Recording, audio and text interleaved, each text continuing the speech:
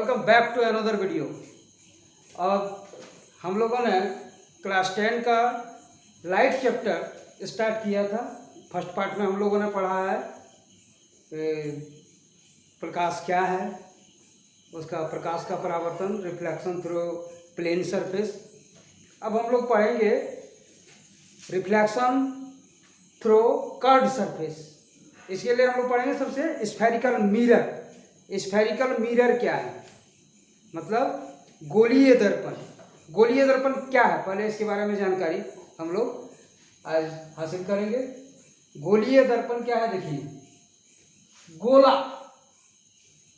गोला आप लोग देखे हैं, स्फेयर गोला, जो मान लीजिए फुटबॉल, एक फुटबॉल है, वो क्या है, एक गोला है, स्फेयर है।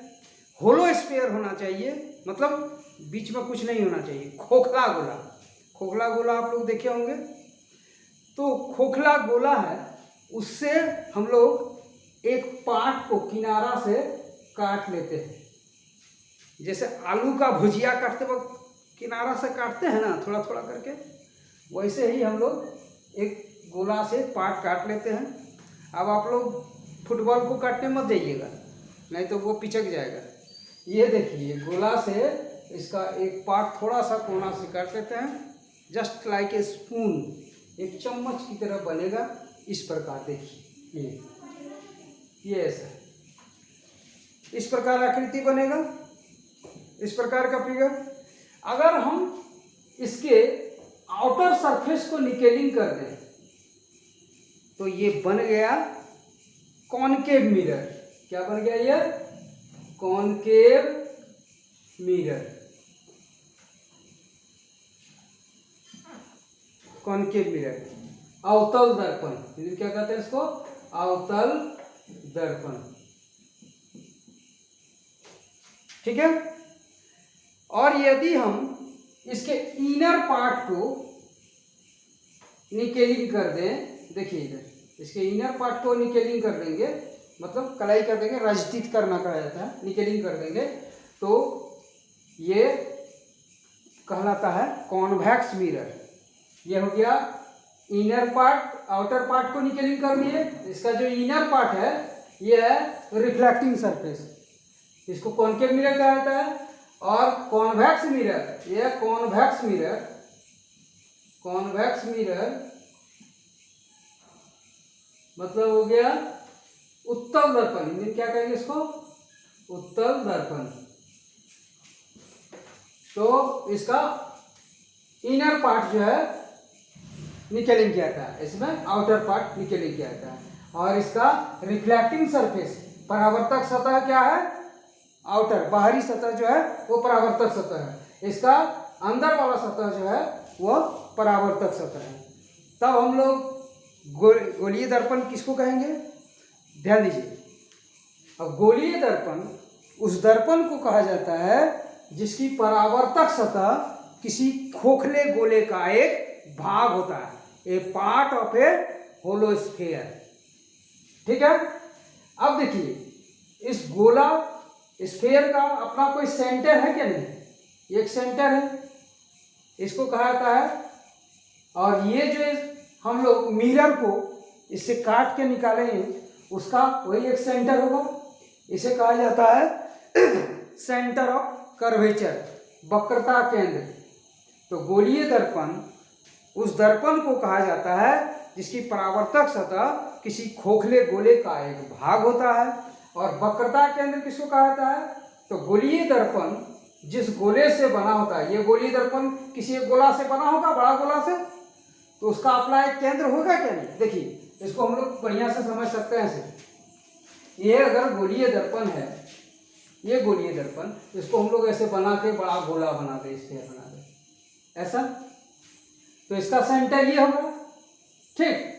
अब इसको हम लोग मिटा देते हैं, जहां से मिरर है उसके बाद हम लोग इसको मिटा देते हैं। देखिए ये हो गया सेंटर, इसे क्या कहते हैं हम लोग? Centre of curvature, centre of curvature, वक्रता केंद्र। गोलीय दर्पण जिस गोले से बना होता है उस गोले के केंद्र को दर्पण का वक्रता केंद्र कहा जाता है। इसको C या 2F से डिनोट किया जाता है।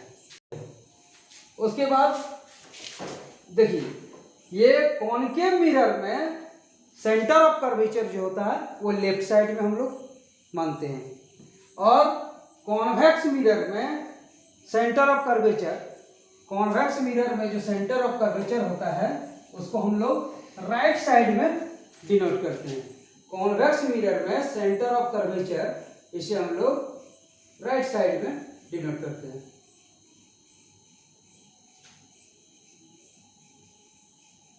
देखिए, ये सेंटर ऑफ कर्वेचर, ठीक है। उसके बाद आता है पोल, ध्रुव। पोल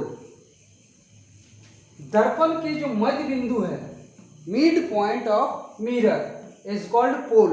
दर्पण के मध्य बिंदु को दर्पण का ध्रुव कहा जाता है, इसे P से डिनोट किया जाता है।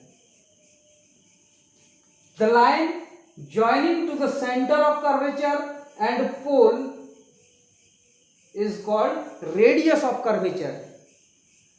दर्पण के वक्रता केंद्र और ध्रुव को मिलाने वाली रेखा को वक्रता त्रिज्या कही जाती है।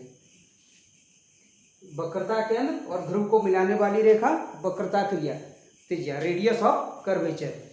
तो रेडियस ऑफ कर्वेचर को हम लोग R से डिनोट करते हैं।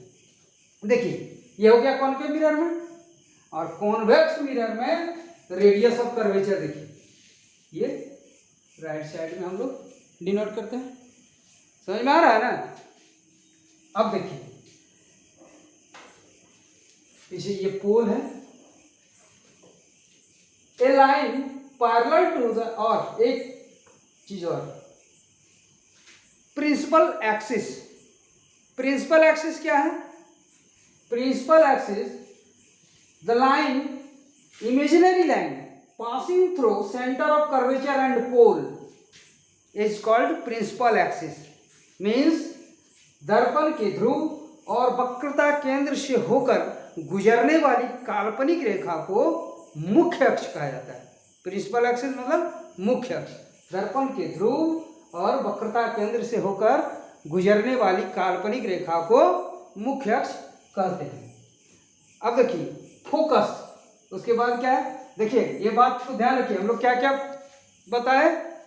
सबसे पहले हम लोग बताए दर्पण, मतलब गोलीय दर्पण के बारे में जाने।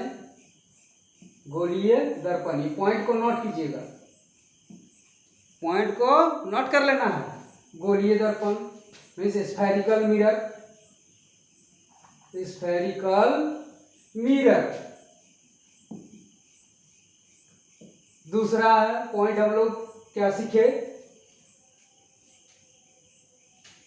वक्रता केंद्र, वक्रता केंद्र means centre of curvature, centre of curvature, ठीक। तीसरा पॉइंट हम लोग क्या सीखे? पोल, ध्रुव। क्या है? तीसरा है ध्रुव। देखिए, तीसरा क्या है? ध्रुव, पोल। चौथा पॉइंट हम लोग क्या सीखे? Radius of curvature. 4 नंबर में वक्रता त्रिज्या, वक्रता त्रिज्या। 5 में मुख्य अक्ष, मुख्य अक्ष। वक्रता त्रिज्या means radius of curvature, radius of वक्रता त्रिज्या, रेडियस ऑफ कर्वेचर।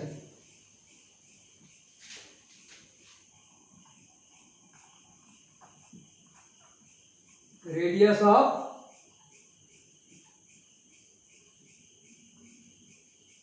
कर्वेचर, ठीक है। और मुख्य अक्ष, मुख्य अक्ष, प्रिंसिपल एक्सिस।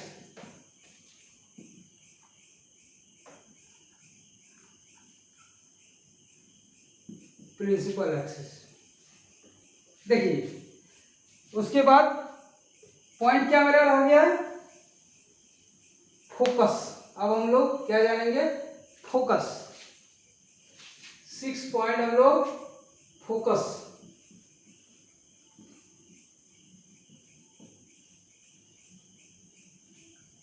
इसको नोट कर लीजिए पहले। गोलीय दर्पण, स्फेरिकल मिरर किसे कहते हैं? गोलीय दर्पण उस दर्पण को कहा जाता है जिसकी परावर्तक सतह किसी खोखले गोले का एक भाग होता है। ये दो टाइप का होता है, एक होता है कॉनकेव मिरर अवतल दर्पण, दूसरा कॉन्वेक्स मिरर उत्तल दर्पण। उसके बाद हम लोगों ने सीखा वक्रता केंद्र, सेंटर ऑफ कर्वेचर। गोलीय दर्पण जिस गोले से बना होता है उस गोले के केंद्र को उस दर्पण का अवतल दर्पण कहते हैं, वक्रता केंद्र कहते हैं। उसके बाद ध्रुव, पोल, दर्पण के मध्य बिंदु को दर्पण का ध्रुव कहते हैं। उसके बाद है वक्रता त्रिज्या, रेडियस ऑफ कर्वेचर। दर्पण के ध्रुव और वक्रता केंद्र को मिलाने वाली रेखा को वक्रता त्रिज्या कहता है। मुख्य अक्ष, दर्पण के ध्रुव और वक्रता केंद्र से होकर गुजरने वाली काल्पनिक रेखा जो है उसको मुख्य अक्ष प्रिंसिपल एक्सिस कहते हैं। उसके बाद देखिए फोकस। फोकस किसको कहा जाता है? सो देखिए ये सबसे पहले हम लोग देखते हैं कॉनकेव मिरर में फोकस। देखिए ये जो मुख्य अक्ष है, मुख्य अक्ष के समांतर आपतित मतलब इंसिडेंट रे जो parallel to the principal axis, after reflection, परावर्तन के बाद ये क्या होता है, जिस पॉइंट से होकर गुजरती है, मतलब प्रिंसिपल एक्सिस को जिस पॉइंट पर इंटरसेक्ट करती है, that point is called focus. मुख्य अक्ष के समांतर आपतित सभी किरणें परावर्तन के पश्चात मुख्य अक्ष के जिस बिंदु पर कटती है वो कॉनकेव मिरर का फोकस कहलाता है। ठीक है। और कॉन्वेक्स मिरर में देखिए कैसे फोकस को, कॉन्वेक्स मिरर में फोकस देखिए कैसे, ये देखिए कॉन्वेक्स मिरर। ठीक है, ये प्रिंसिपल एक्सिस है, तो मुख्य अक्ष के समांतर आपतित सभी किरणें, ये किरण आपतित हुआ, ये ray of light incident on the surface of convex mirror after reflection, ये तो रिफ्लेक्शन के बाद डाइवर्ज हो जाता है, ये प्रिंसिपल एक्सिस पर इंटरसेक्ट नहीं होती है, प्रिंसिपल एक्सिस पर नहीं कटती है, जैसे ही ऐसे आया मुड़ के ऐसे चला गया। ठीक है, ये ऊपर की ओर डाइवर्ज हो जाता है तो फैल जाती है किरणें, तो इस पर तो प्रिंसिपल एक्सिस पर इंटरसेक्ट होगा नहीं, तो एक काल्पनिक रेखा, एन इमेजिनरी लाइन सीधा होना चाहिए, इमेजिनरी लाइन ड्रॉ कर देते हैं, मतलब यहां से देखने के बाद लगता है कि ठीक ये इस पॉइंट से होकर बाहर निकल रही है किरणें, तो इस लाइन को, जो इमेजिनरी लाइन को बढ़ा देने के बाद प्रोड्यूस्ड बिहाइंड द रिफ्लेक्टिंग रे, तो वो पीछे की ओर जब हम लोग बढ़ा देते हैं तो इंटरसेक्ट करता है जिस पॉइंट पर प्रिंसिपल एक्सिस के, वो पॉइंट फोकस कहलाता है।